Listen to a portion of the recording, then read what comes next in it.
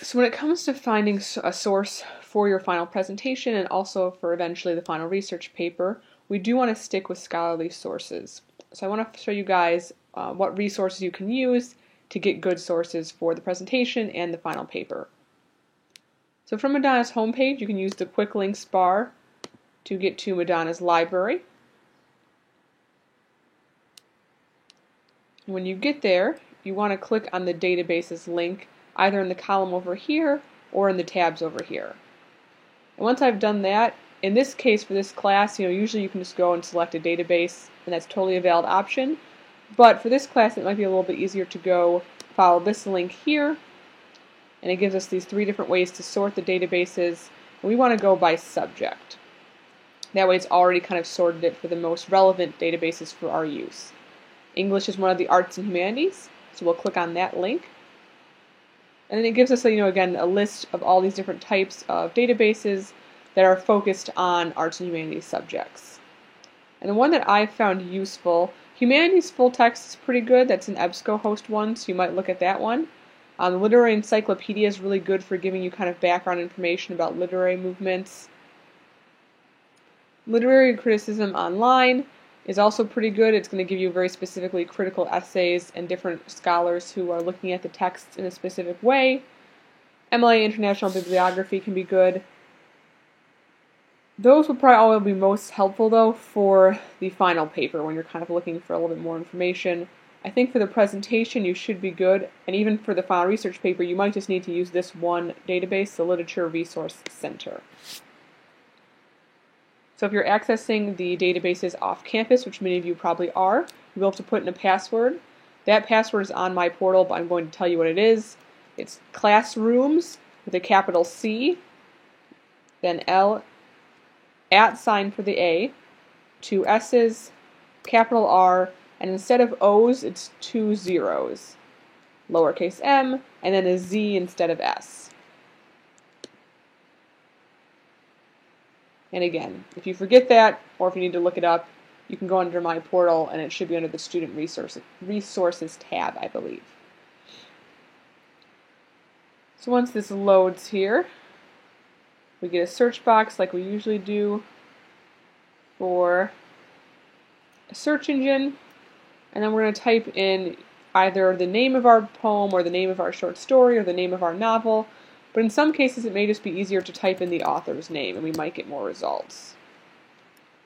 So actually let's do one from last week.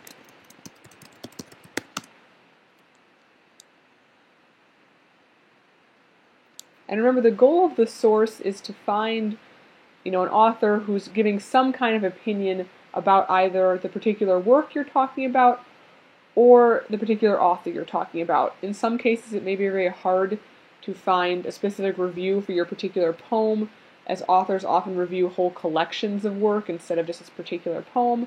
If you can find a review of a poem or your short story or the novel you're talking about, great. If not, you can kind of look for some opinions about the author and their writing style in general. And let's say I wanted to do The Emperor of Ice Cream.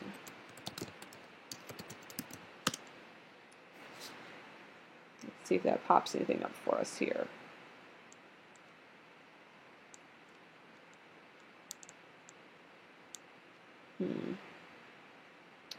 So none of these titles are looking very helpful for me here. So I'm going to go back to just my... Let's see if just the title will work.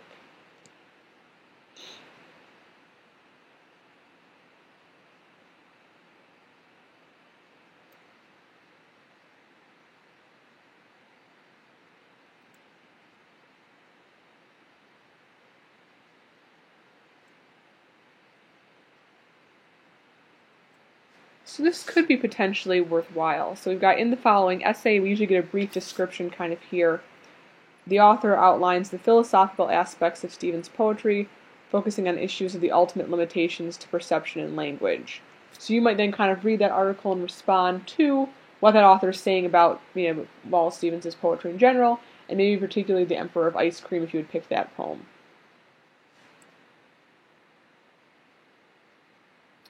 And looks like here we also get kind of a shorter source here. But again, might be kind of worthwhile. See what they have to say here. Again, it doesn't necessarily have to be a long source. You just want to find one thing or two kind of comments you can respond to in your presentation, whether it's a podcast or a video.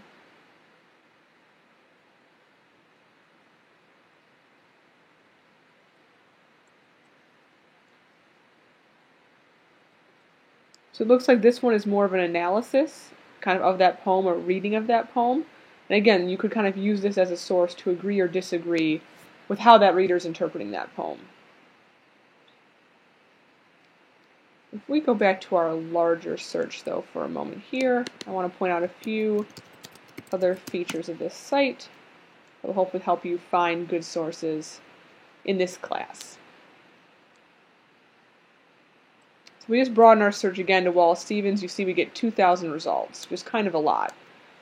So if we look on the side here, this content types, we get biographies, topic and work overviews, primary sources and literary works, and reviews and news. So literary criticism, again, usually the first few results are going to be the most helpful, so you might kind of look and see if any of these sound useful for you.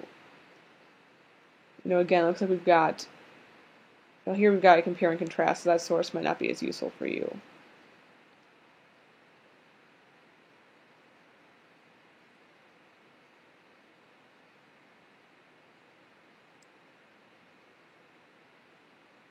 So here, we've got this author saying that the prevalence of natural or pastoral settings, so nature settings, in Stevens's poetry does not indicate the poet's disconnection from issues of politics and ideology. So again, this author is giving a scholarly kind of argument, and then you could respond to an argument like that for whatever poem that you picked. So again, it does not have to specifically refer to your particular poem. It's great if you can find a source like that, but unfortunately the databases aren't always that willing to help us out in finding the best sources. We kind of have to make do with what we can find to some extent. So literature criticism is probably the big one you want to go with. You also could check out the reviews and news. Again, you do have to be careful because sometimes they're reviewing reprints of old Wallace Stevens poetry or reprints of old books or short stories and not necessarily the poem itself. But again, you might be able to kind of find one that's very relevant to your topic, and especially the novels we read. So if you're doing The Awakening or Dandelion Wine, which we're reading at the end of the semester, some of the more popular poets like Langston Hughes, some of the more contemporary authors, it might be a little bit easier to find reviews, both in the databases and on things like Google Scholar, or potentially even a regular Google search. Though again, I want you to be very careful when you do a regular Google search that you're getting something academic. If you find something on a regular Google search or in the databases in Google Scholar and you'd like me to take a look at it, please do not hesitate to ask. And if you're having trouble finding a source, again, contact the library, contact me. I'd be more than happy to help you kind of narrow your results and maybe come up with some keywords and terms to help you figure out and find what you're looking for.